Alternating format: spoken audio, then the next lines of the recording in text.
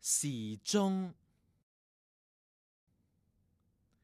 時鐘上有一場賽跑，滴答滴答滴答，三位選手全力向前走。1號選手是秒針，他的速度最快，60秒便跑了1圈。2號選手是分針，他不快也不慢，平平穩穩地向前走。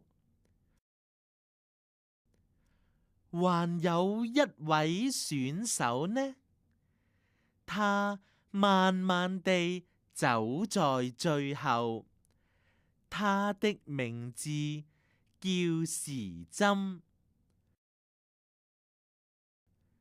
滴答滴答滴答，秒針、分針和時針忽然停止，不再走。哦，原來時鐘沒電了。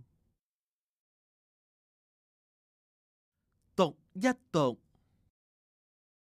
時鐘、秒針、分針、時針、